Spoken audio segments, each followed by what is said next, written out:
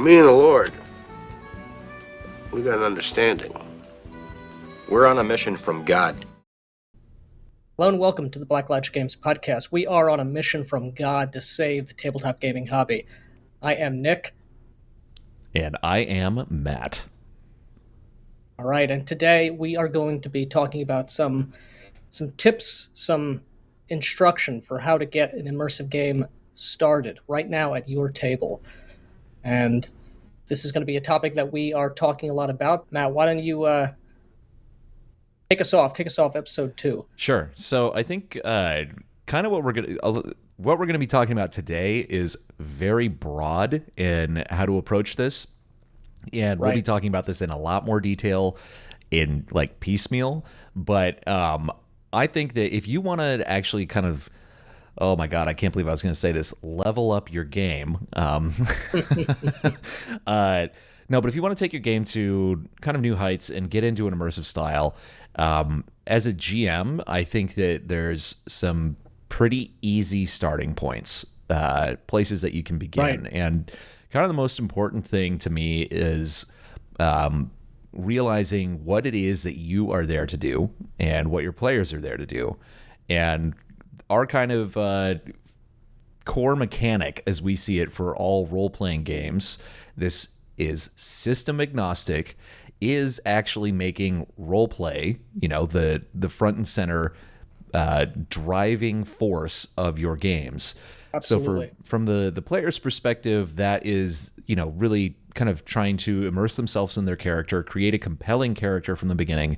But I think for the GM or DM or storyteller or flame tender, or whatever you want to say, whoever's running the game, it's a little bit different because obviously, like, you have to do that for all of the NPCs and non-player characters, and you have to try and create and play a bunch of different characters. But mainly for me, it's about trying to create atmosphere, because if you have good players, then they're going to do a lot of the heavy lifting for you already, and you're not going to have to worry about that. But building atmosphere, I think that there's a couple of key things that you need to start with. And first of all is kind of finding a good setting, a setting that speaks to you and that is interesting and has conflict kind of built into it, and is going to actually inspire you to, create a tone and a mood. Right. And it's absolutely, settings usually come part and parcel of a game itself. Like if you're going to play Vampire the Masquerade, your setting is there, you have mechanics there. If you're playing D&D, you might have to go back to some of the older products, because I think mostly they're just running Forgotten Realms now for 5th edition, and that's it. But finding you can take those settings and adapt them to other rules. Basically, is you want to find a world that kind of speaks to you, and from there, coming up with ideas for your game. And I think for me comes down to really listening to a lot of different music and watching movies and TV. Yeah. And if you find kind of an atmosphere that you want to replicate, it's starting there and it kind of immersing yourself with music for me, because that is like, and especially music without lyrics, has like instrumental stuff, atmospheric stuff that's going to get your mind working. Definitely. So let's loop back to that first point. Most people, I would venture to say nearly everyone, begins the game, and by far the vast number of individuals engaged in the hobby are currently, have been, or started out as players, and we'll work it back from there.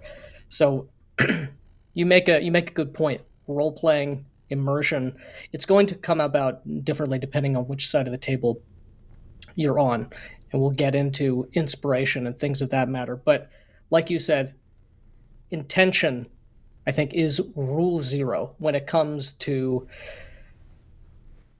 really to everyone, but most importantly, I would say for the players, in terms of what is it that you're trying to get out of your character? What are you trying to get out from this session, from this campaign, this chronicle, whatever you want to call it, this saga? So, that being said, intention from our perspective, I think I could speak for both of us here, is that attention and intention towards embodying who your character is physically, emotionally, mentally. For me,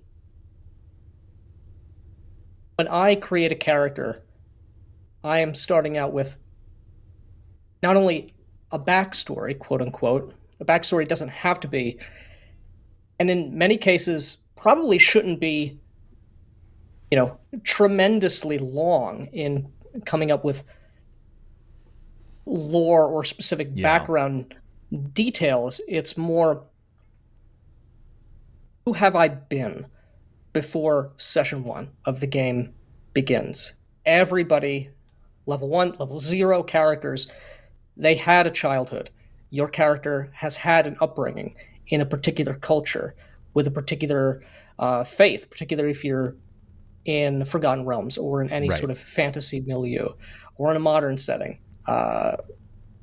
regardless of whatever that may be, vampire, Call of Cthulhu, whatever the case may be. Like we said, this is system neutral. It's system agnostic. So I remember very clearly a character that I had played many years ago now, it's over 10 years ago now, in a Pathfinder game.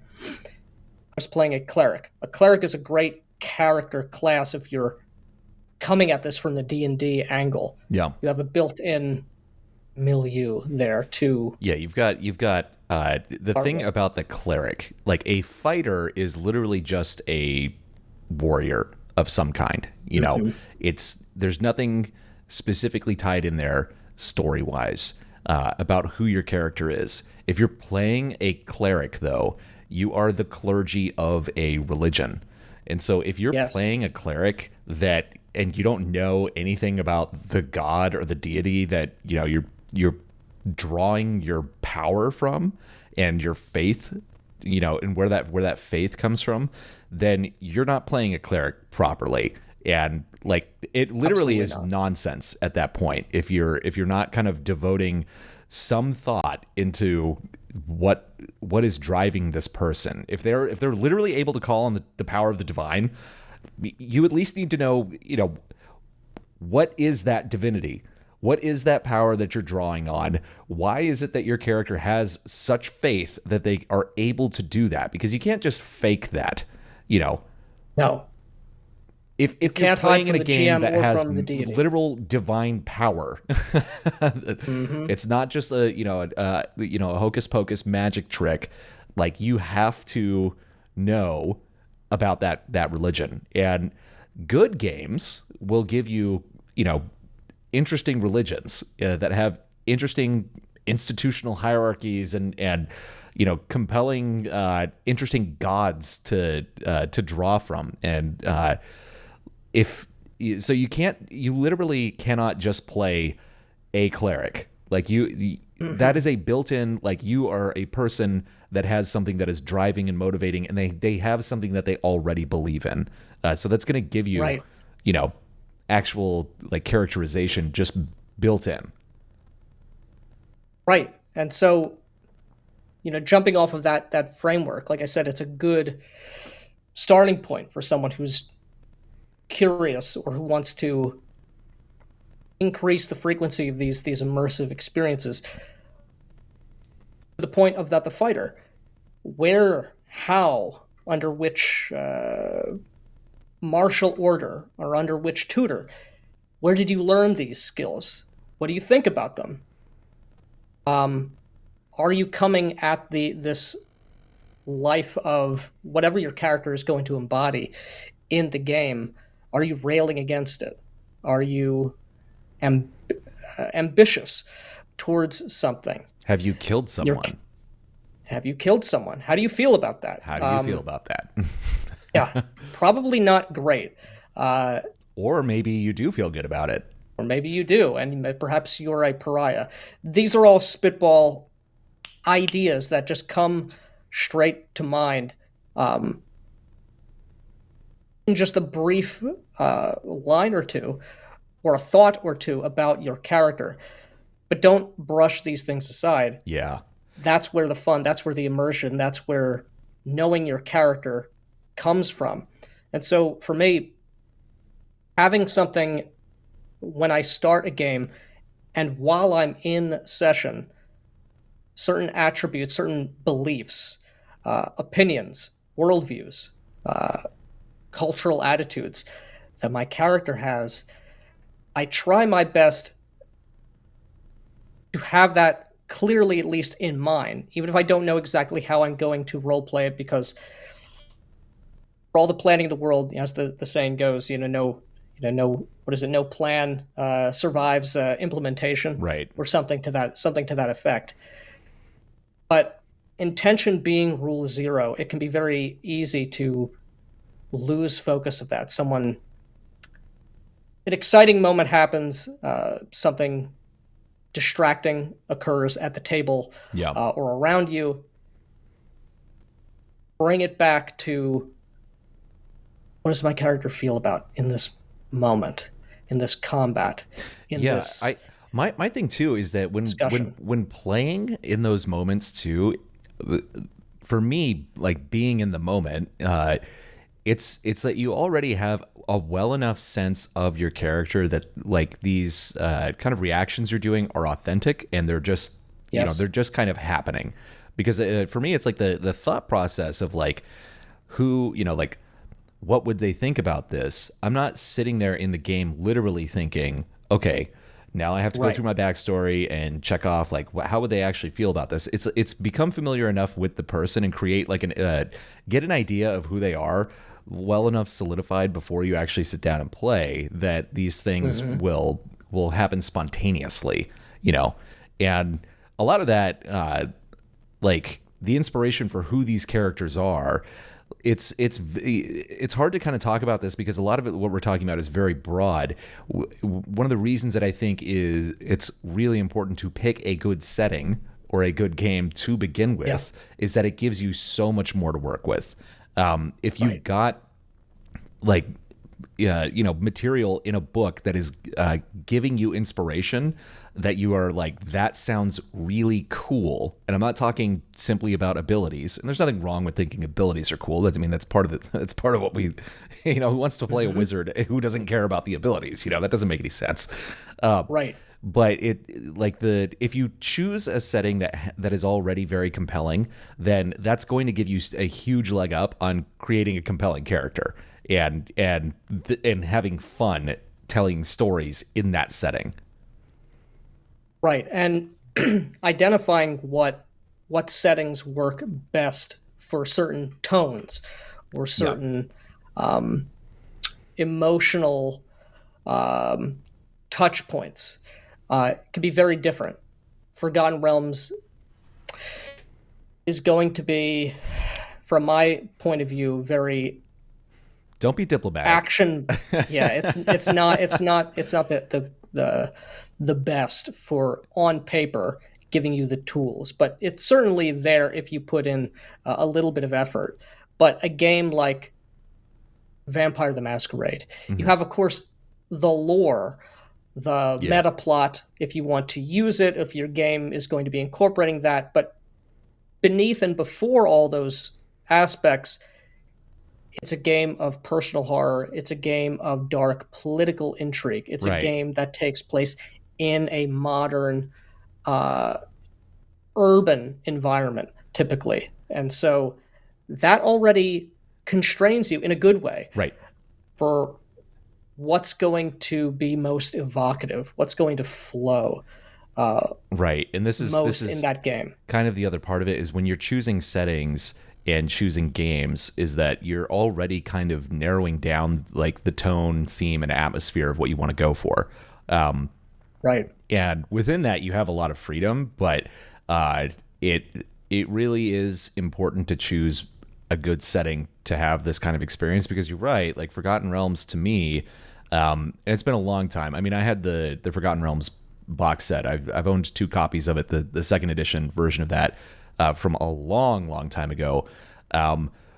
It seems sort of different now in its modern incarnation, just because it's literally, like, to me now it seems like it's a kitchen sink. Every race, every monster's in it. Surface level kitchen sink. Yeah, very surface level. Exactly. It doesn't seem to really and I could be wrong because I'm not super immersed in 5th edition products because I don't like them.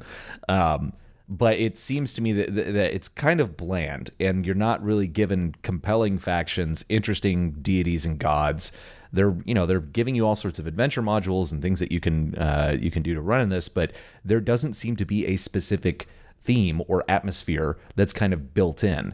And that is, to me, it's like you want to take advantage of, you can create atmosphere in that. Believe me, a good GM, a good storyteller can do that, but you want a setting that's done a lot of that heavy lifting for you already and is going to give you really kind of juicy, inspiring, interesting stuff to draw from.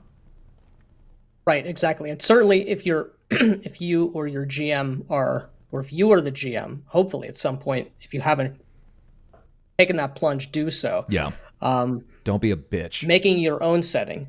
This is very incredibly important, even more so if you're making something or involved in a setting that is not made up of published material. If it's a homebrew world, figuring out if you're creating it or playing in it, what is the tone that is being exemplified there? Start there. Because that's going to... Right. Because it's like if you want to do something that is like, very like heroic, classic, good versus evil, that's going to be a very different setting than something if you want, something that's going to be grittier, maybe more political intrigue. This is kind of the difference between this is a very kind of basic example, but the difference between Lord of the Rings and the Song of Ice and Fire, Game of Thrones. Right. Very, very different tones. They've all got, they've got magical monsters and, the undead, and there's dragons and all these things. Very, very different tonally. Very different. Yeah. One has moral ambiguity. One very much does not. Good and evil are things that are built into the fabric of the universe in Lord of the Rings, essentially. You have God and what is essentially the devil, and like there is objective good and evil, whereas in, I keep wanting to say within the Ring of Fire, it's a Song of Ice and Fire. A Song of Ice and Fire, it's not exactly clear. There's like the White Walkers, the undead, at least in the television series, seem pretty much objectively evil. They're completely anti-life, but in terms of the actual human characters, it's not even just shades of gray, but it's just conflicting motivations and wills to power. Right. Exactly. Yeah. And honestly, both of those settings are very compelling. If you want to run games literally in those settings, you can do so. And you have built-in tone, atmosphere. You have incredible music that's been produced for both. You have incredible visual references. So it's, choose strong settings, I think as a game master is kind of the most important first basic step.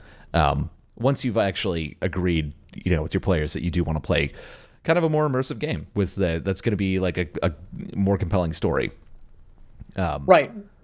Exactly. Once everyone is on board with the intention of trying to evoke and make as much immersive role play as possible happen in the table, and once its setting has been figured out and those tones identified, I think you bring up a good point, Matt. Something that's often overlooked is inspiration. Yeah, inspiration in music. A lot of people will bring up. It's very easy to bring up movies or television or video games, but why, for one, and then other aspects that are more, what would you say, ambience based, emotions based, feel based, tone based. That's so, exactly, and for me, it's like it's not just what music are you going to be playing in the background while you're playing the game. Which, if you're not playing music and while you're playing a role playing game, like, you are absolutely missing out. Like, you can Absolutely. completely manipulate the tone of scenes by changing music. It's awesome, and you have a wealth of music to choose from. You can use anything you want. Obviously, you can't do that necessarily in online games very well without getting demonetized or whatever, or strikes against your channels. But it is essential. You cannot run games without music, in my opinion, and have them be any good. But from the flip side of like preparation for making a game, I think listening to music is that is something that drives my creativity. I couldn't do it without it. I find music and I'll just loop it basically as I'm thinking about things. I don't know if it's similar Yeah. to you. I imagine it is. No, very much so. I'm a huge heavy metal guy, drone metal, but I also like classic rock. I like EDM. I like folk music. I've gotten so many inspiration not only for characters, but for whole games that I've run or have ideas for running in the future from, Yeah. you know, uh, the Dubliners or the Irish Rovers or something, something like that. Yeah, that does not have, uh, an RPG. It doesn't evoke RPG to you, Right. but for whatever works, whatever you find inspiration, whatever you particularly like or gets your imagination flowing, spend some time with that and figure out where that takes you, where Yeah. that takes your inspiration. Like you said, when you're making a character, or even when you're not thinking explicitly about the game or your character, what artistic aspects do you find interest and Right. It's like engagement it's in? what are the things that are appealing to your gut and your Yeah. kind of what is evoking like kind of different emotions in you when you're listening to these things. It's the purpose of music, is to Yeah. get you on a gut level, almost kind of spiritual level, and you will just like pulling on those kind of emotional Right. tones that these things bring Right. inside of you is going to bring ideas for this. But I guess it's also like getting a little more specific with like where to go, like how to run, getting back to the Yeah.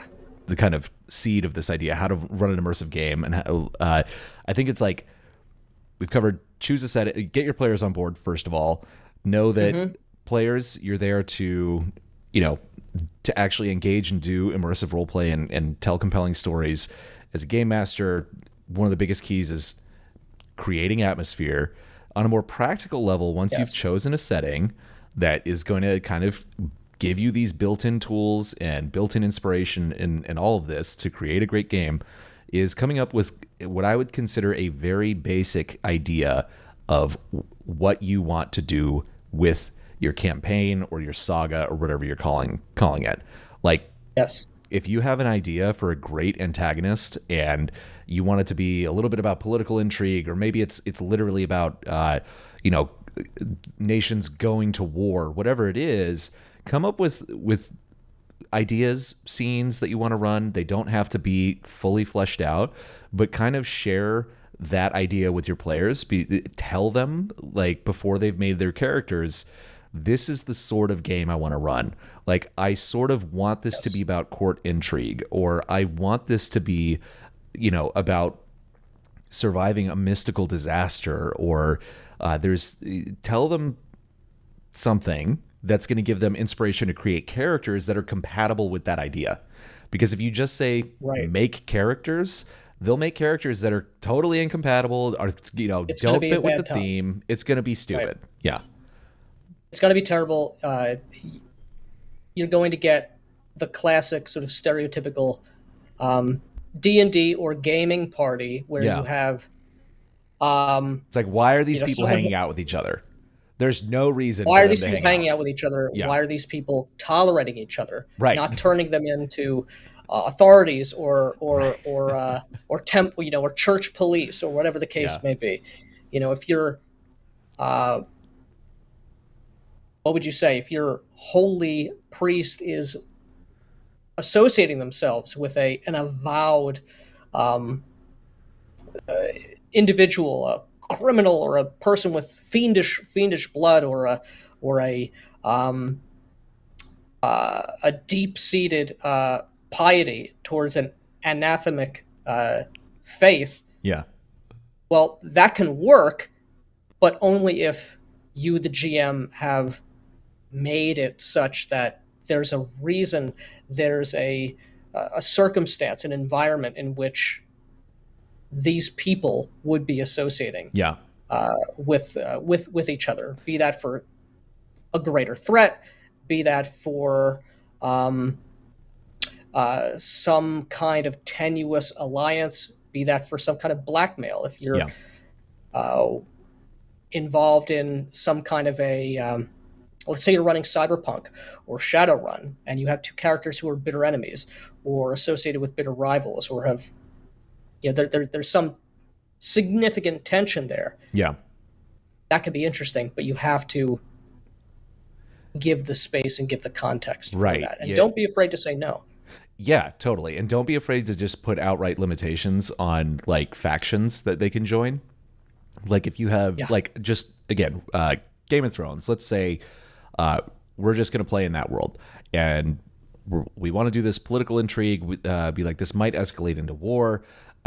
Just go make characters, and someone comes up with a Lannister and someone comes up with a Stark. That's not a great idea. I would say limit your characters, be like, these are the houses that you can draw from. Yes. Some that are going to be at least compatible in the way that they're not going to just they're not going to be enemies right away. And again, having tension between characters and having things that are not necessarily like perfectly cookie cutter compatible is great. And realistic. And I've run lots of games that are like that. But you don't want, if you don't have a way to actually bind these characters together and give them a compelling reason to, continue being a party, if we want to call it that, then the game's gonna get derailed very quickly, or characters are gonna die very quickly. And character death is great, but you don't want that super early in a game, because it's like people have put a ton of work into this. Like, you're all trying to make something great. Like, you don't just want it to fall apart in the beginning. So the idea is to try and create a game where everyone's literally cooperating to make the game as cool as possible from the base. And that doesn't mean sharing the entirety of your plan, your story with them, but at least get everyone on the same page and on setting, tone, and at least somewhat compatible character types. Right. Yeah. And so like it's a small limitation, but it's like it matters a lot. You want to build your game on a good foundation. Right. As we've said before, limitation breeds creativity. Mm-hmm. And you as the GM, first and foremost, before the players or their characters, you should be concerned with curating your game, the environment in which it's taking place. That's what you want to sell for. That's what you want to maintain first. Right. Strange and unexpected things can, will, and should happen. Yeah. Only if they are in the service of that that curation. Right. You want to set yourself up for success in those moments. And you want to set yourself up to have those interesting moments. And so if you have characters that, if it just makes no sense on a story level that any of these people would be hanging out with each other, you're going to get there much less often. And it's not to say that you can't have characters that are completely disparate. Like, you can do this. Again, and it's on this channel. If you guys go back and check out Hell and Back, it's a very old game that I ran. But every single character in that party is totally incompatible with one another from the very beginning. But the point is, the point of the game, and I knew this was going to, from the outset, I planned it this way, was that these characters were going to be forced through this crucible where they had to end up cooperating with one another, even though some of them, their different species and races had like genocidal holy crusades against each other previously. Like, these are like deep, like hatreds that are basically built into the fabric of their very beings. And I found a pretty cool way to overcome that, which was awesome. But I knew that from the beginning that I was going to take these people and put them through this crucible and force them into this into wanting to continue with one another. And that game didn't end so peacefully, because those threads came undone eventually. Those hatreds could not be completely thrown away. Right. It's a great ending, but so it was done in a satisfying way. in a very satisfying way. They came about in their appropriate time. Right. Exactly. And one more thing, if I could, I want to loop back on before we proceed. Something you brought up, as the GM, when you're putting this together, when you have a tone in mind, when you have certain touchstones, be it like you said, some kind of conflict you want, an overarching threat, a particular feel, political intrigue, whatever the case may be, have those things in mind.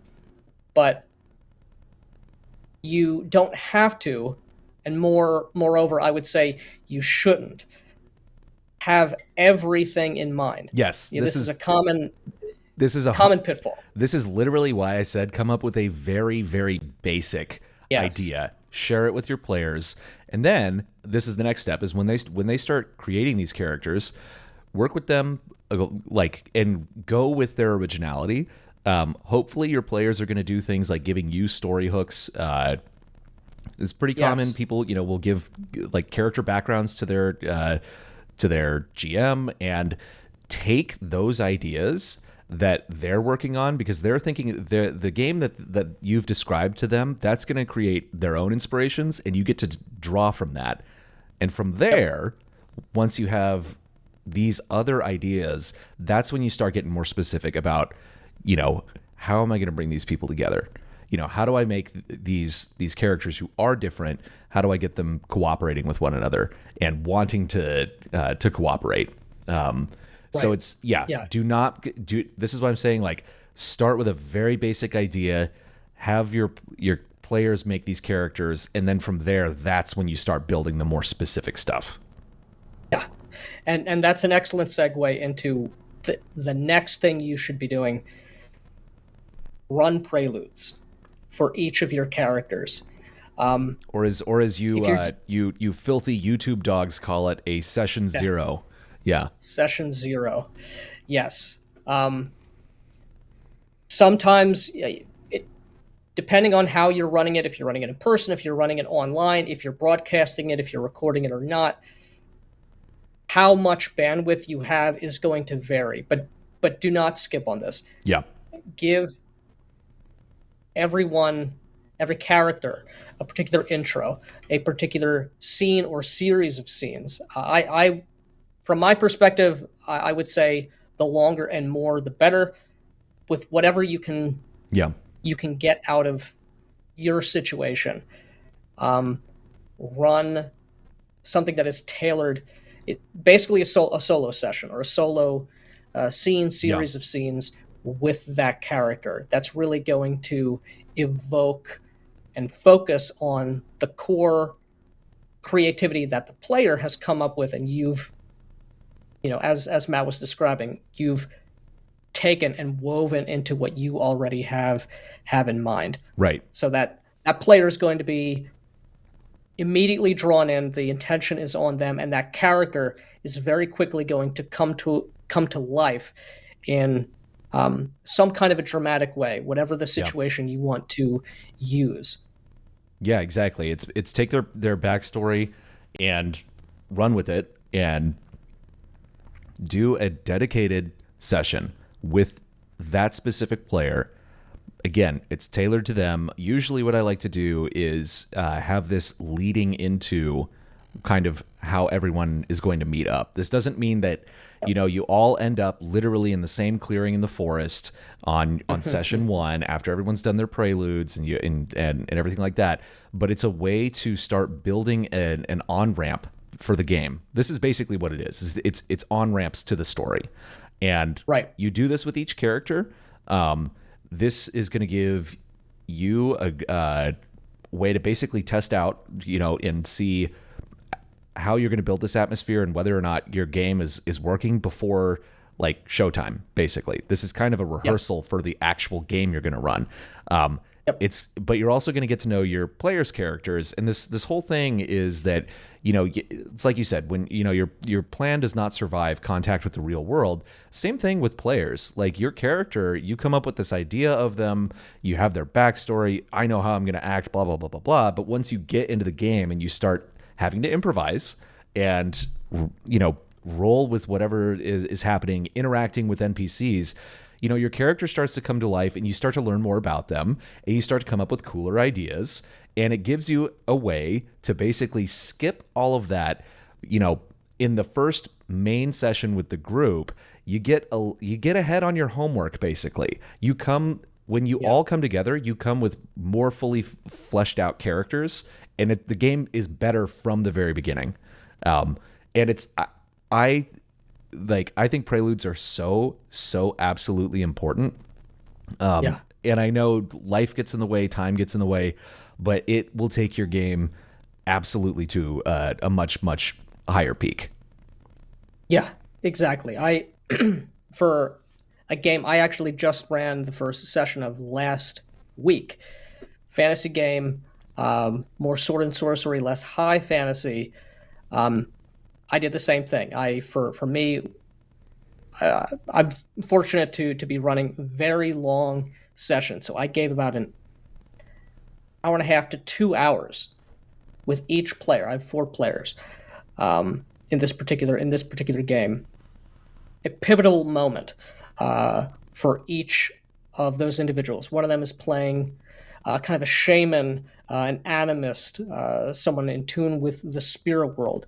And I described as vividly as I could their vision quest, their initiation into this this new sight, this new perception, the new responsibilities, the wonderful and evocative and strange things that they were seeing and experiencing for the first time, and seeded it with what in this long, what hopefully will be a long campaign, is an overarching threat that is manifesting in the whole region in which this play is going to take place.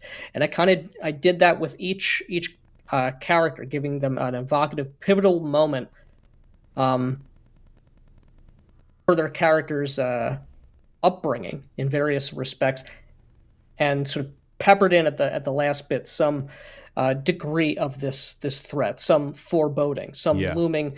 In one case, it was a very visceral tragedy, and that set the stage very quickly, very easily for them and for me to bring it in to the actual, real session 1, or the the beginning of the action with all the characters present. Yeah, and another great thing that comes out of this is that a lot of times you end up having to create more NPCs kind of on the fly during these things, because I maybe this is just me, because I tend to be like very freeform in how I GM. Like, I'm not making pages and pages and pages of notes. I write out a list of scenes that I think are going to happen, come up with some names for characters that I think they might meet, have some extra names on hand just in case they meet someone else that you weren't intending. But it's also like, it's going to give each player information that the other players don't have. And so it's going to get them invested in like these kind of their own section of the story. Because my thing is with my players, I always like to give each player, like they're all within one story, and there's generally one plot that is they're all involved in. But each one, I like to have them having their own individual story within it, their own kind of hooks. And a lot of this, I draw from their backstory. If they give me things that they really like and that they're attached to, I like to try and take those away from them, threaten them with things. But these session 1s are a great way to already get them invested in their own part of the story and build some out of that, and meet characters that the other people haven't necessarily met yet. And so when they come together, they each have this piece that the other person doesn't.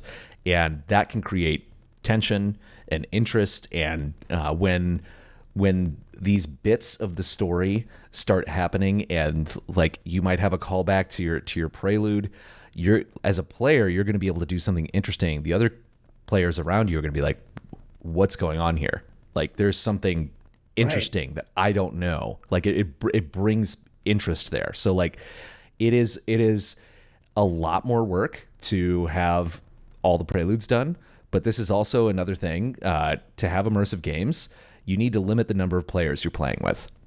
Like a good point. Yeah, we've talked about this a bunch of times, but it's basically a bell curve on like how much fun you have role playing and how many players you have.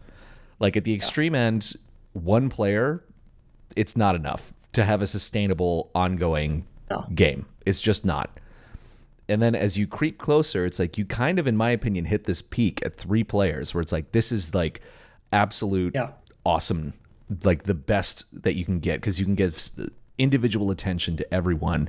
But there's enough people that there's going to be conversation and different things. And then 4 players is still pretty good, but you're going to start to strain things. If you go to 5 players or more, your game is going to it's going to completely fall apart. No one's going to care. And you're not going to be able to have like individual characters that you care about and that you can tell stories with, because you as a GM, you're going to be, you're going to be distracted with everything. There's not enough space and time to really get that good shit that we want, you know? Yeah.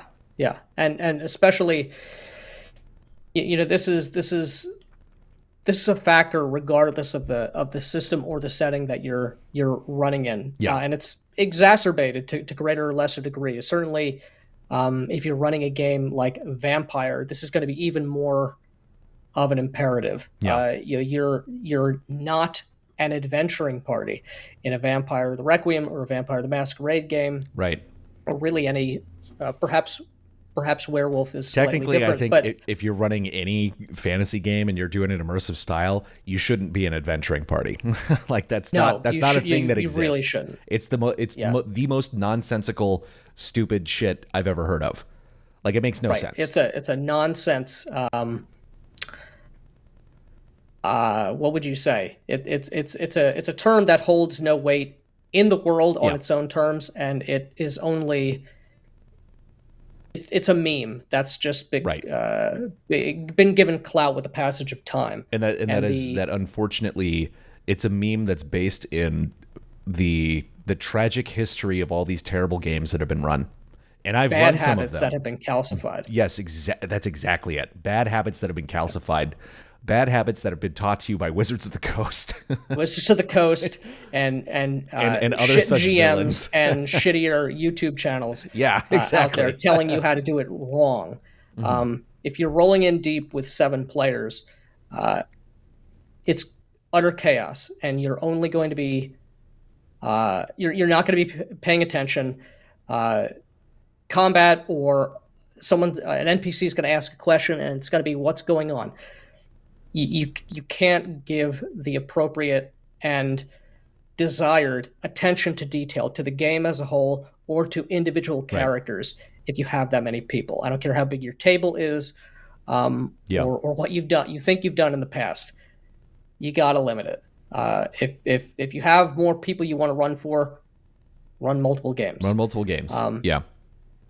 Yeah, there's no reason why you can't and why you shouldn't. I would not play with more than 4 players. Like that's still a really good game right there that you can have, but you really start to strain your ability to, create compelling stories without having certain players becoming more dominant in that story, or you can't keep that thread of individual player storylines within the greater narrative going, and really give it enough time and attention. And it's like it's not just like, oh, you're not good enough to do that. It's just that's the nature of it, and you start to get less fun out of it. You want compelling, focused stories, and if you just have too many ingredients, it becomes much more difficult to actually do that and deliver it. Yeah, the flavor is going to be lost. So Yeah. I know for me, I agree. Three to four. I've run games with five, and it certainly can be done, but it's less rewarding, and there's definitely a noticeable Yeah. strain. And it's not even just diminishing returns. It's like at some point, it's like you're Exponential, getting, it's like exponentially decline. negative value being added. Yeah. Well, I think that's a good primer, Matt. I think to at least get things running off the table, out of your mind, onto the table. And even if you're running something, even if you're running a game right now that has more players than what we're advocating for right now, Yeah. or if this isn't something that you're focused on, there's no reason why you can't course correct to at least a certain degree with, if nothing else, than the intention. Yeah. Take the time, focus back on your character. Remember those moments of inspiration that got you hooked on the world, on the game, Right. on the character. What are these people's beliefs, whether you're the GM or the player? And don't shy away from those things because you need to get to the next thing, the next encounter, the next whatever chapter in your notes that you think you need to get to, or people are not going to be paying attention. They will pay attention if you slow down, focus, and give breathing space to all of these things that we're talking about. Right. And play atmospheric music, man. Turn on. Yes. Don't skip on the music. Yeah. And don't play garbage. You get go find really good movie soundtracks. Find, bands that make this stuff. I mean, there's video game soundtracks now are incredible. Like we've talked about the Witcher soundtracks are it's great. So good. And like play that music and don't be afraid to pull different genres. Like if you're running a fantasy game, you don't have to just use fantasy music for things. No, definitely not. Like, and you do not limit yourself by that. Get some Blade Runner in there. Get some evocative. The Interstellar soundtrack is wonderful. The Interstellar soundtrack. Yeah. There's all sorts of stuff I like personally, like for like really high stakes combat, and I'm not talking like, oh, this is going to be like a big fight with a boss or whatever. It can be that, but it's more like if it's a pivotal moment in the story or whatnot, like combat music, check out the Mad Max Fury Road soundtrack. It is great recommendation. So good. That's also a great movie to take inspiration from. Like talk about creating atmosphere. That movie has like it doesn't have to be post-apocalypse. Or modern post-apocalypse. Great Dark Sun game. Dark Sun. Oh man, perfect inspiration for Dark Sun. There's so much more to say on like every single one of these aspects, but I think that's basically. And we're going to be dedicating episodes and probably breathing time, especially inspiration is going to be one. For sure. For sure. And this is the thing. That's actually something we should talk about in another episode. Is like, can you course correct a game? Like if you are in a game that like it was not built to be like immersive, and you don't want to end the game, but you want to improve it. Like, how can you do that? Because I think that like you and I have come from like, this is how we've built our games for, decades now, has been starting with this kind of foundation of like finding something that is already evocative and meant to be played in like a more serious way.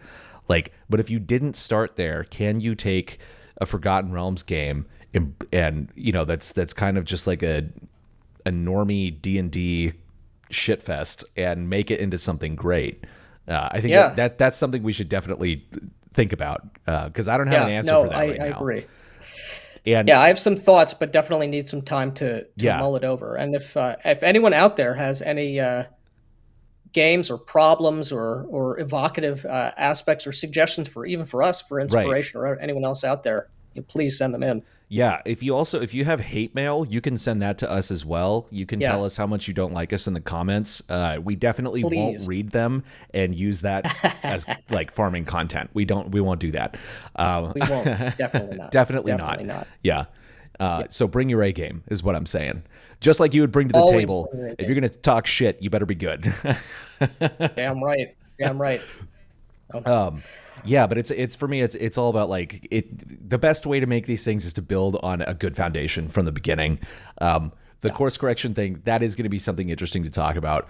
But it is really like, key things, find the best setting you can that is inspiring to you.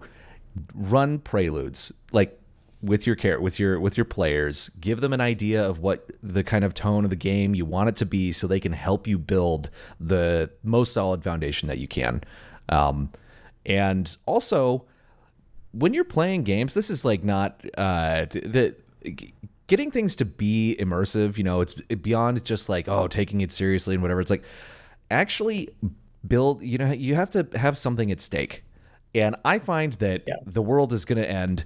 I don't care. I just really don't care. That can be part of it, but it's like personal stakes are what matters, which is why when people make characters, I like them to give me a little bit of a backstory and have things that the character actually cares about, so that then I can take it away from them. Because that creates drama and tension, and that's going to make things immersive. If you introduce characters, non-player characters that your party gets really attached to, things that they like, threaten them. Always threaten them with something. And eventually, you're not going to be able to do that forever. They will get one over on you. I've had that happen. And that's also a great moment, because that's the ultimate victory with the players, is like they, overcoming it. It's fucking wonderful. I love role-playing games, is what I'm saying. So give your characters something actually at stake. Absolutely. And make characters with built-in stakes already. I actually have another video on this channel that is it's very long. It's like 30 minutes long, but it's how to make a compelling character, and I break down one of my favorite characters that I ever made. And it was for a game that was built in exactly the way that we're talking about. My friend George, Sir Strigori on YouTube, I'll link to his channel. He ran a game basically where he came to us and said, I want to run sort of a sandbox, and this is going to be about this new settlement that's in this fantasy game that we all liked playing. And it's going to be about, do you guys want to build it up? Will it succeed or fail? You can make it into an empire. It's like, what? I want you guys to drive that. And so we all created characters that were compatible with that idea, that all had conflicts and tensions with one another. And I made a character that had something gravely at stake from day one that I was able to give to our game master, and he ran with it. And unfortunately, that game fell apart and due to scheduling conflicts. But it was great. And watch that video, How to Make Compelling Characters, I think is the title. It doesn't matter. Somewhere up here, we'll have a link to it. We'll make sure you find it. Yeah. And there will be more videos and other such videos coming from both of us on this channel, on this and many other topics. Oh, yeah. There's endless amounts of discussion that could be dedicated to each of these aspects. But and something I want to go back to briefly to that you mentioned, it's not having an immersive style is not about taking it seriously as such. I can't. Yeah, you don't want to imagine how many times I've heard that knee-jerk reaction to an immersive style play where you're just taking it seriously. This isn't a job. People who have that attitude are just not going to understand what we're trying to put forth here. And if this is something that you're trying to put over in your game or your character, and you're getting that kind of pushback, after explaining it, trying to explain it after the first couple of times, if they're not getting it, they never will. Move on. Man. Your life will be easier. Theirs will be as well. Yeah, and this is okay. If we had, we've given you, like step 0 for how to make a good game. We're actually going to go to step -1, which is choose your players wisely. Because that is the easiest way to not have an immersive experience, is to have players that aren't on board with it or just flat out suck.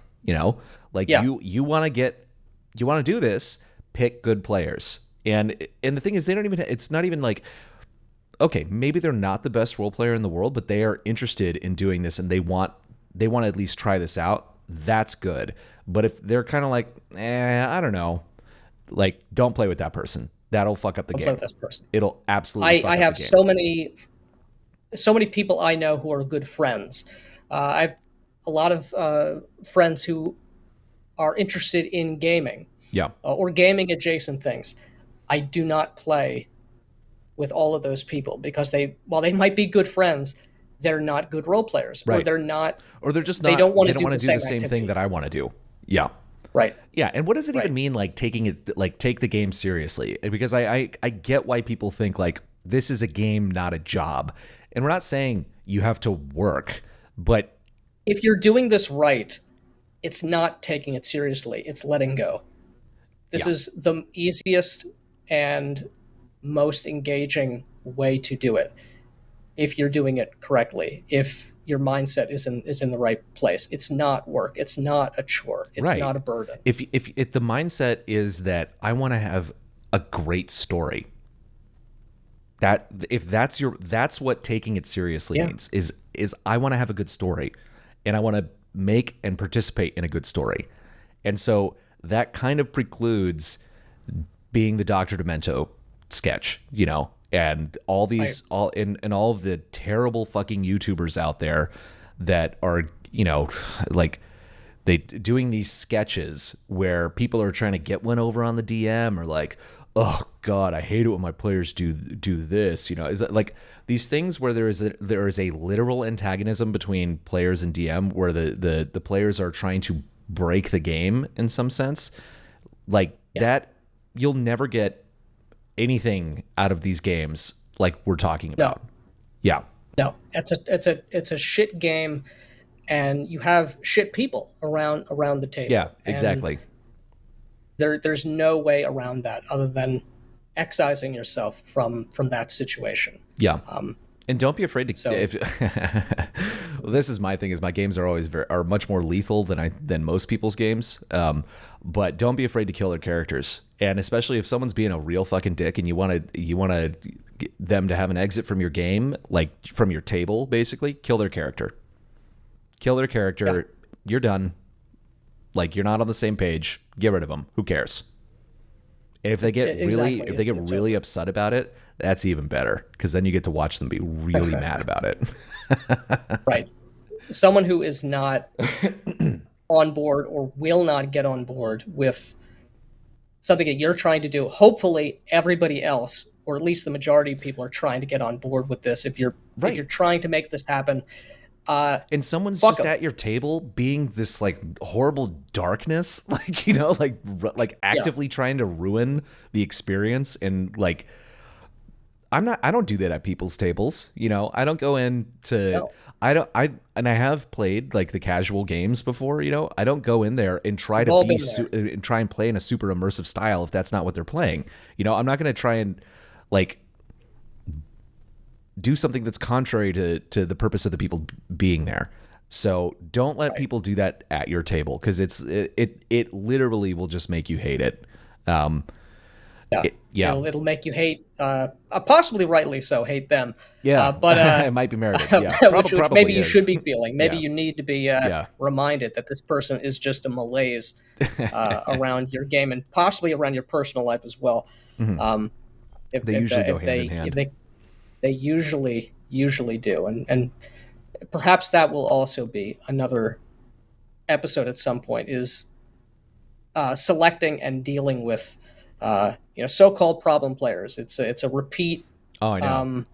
It's great content, issue. though. It's great content. Great content. Yeah. Great content. The answer is very simple. We've kind of said it already, but we'll revisit that. Yeah. So it's like, here's our tips for DM tips for game prep is build your game on a strong foundation. Most important thing, literally the most important thing, have good Yes. players. That, like, be selective about who you play with. Then you can do everything else that we said, over the course of this video. But yeah, set yourself up for success, and don't tolerate nonsense. And Yeah, do not tolerate it. yeah. Too many people get That discouraged. doesn't mean autistically or, screech the second that someone does something you don't like. That's not yeah, what we're saying. all of that also Yeah. can be amusing. But Yeah. um, But we're yeah, also saying, we're not saying don't autistically Yes. screech. Yeah. whatever gets them out is sufficient and necessary force Yeah. to be used. They've clearly violated the NAP. Yeah. By exactly. by doing such. So, yeah. But as we've said and we'll say many times again, no apologies, no Yeah, compromises. no, exactly. And that's how you should run your games. No apologies, no compromises. If you want to play, if you want to tell good stories and get that fucking, those moments of magic, no Goodness. apologies, no compromises. Start from a good foundation. Exactly. And I think on that note, Matt, it's a good moment to. Yeah, I think this is a perfect Wind place this to one wrap out. up. It's pretty much exactly an hour, so we're right on time. All right, guys, don't forget to like and subscribe, smash that bell to get the notifications, and yeah, that's it. We're on a mission from See you on God. the next one. Mission from God. Please join us. Yep.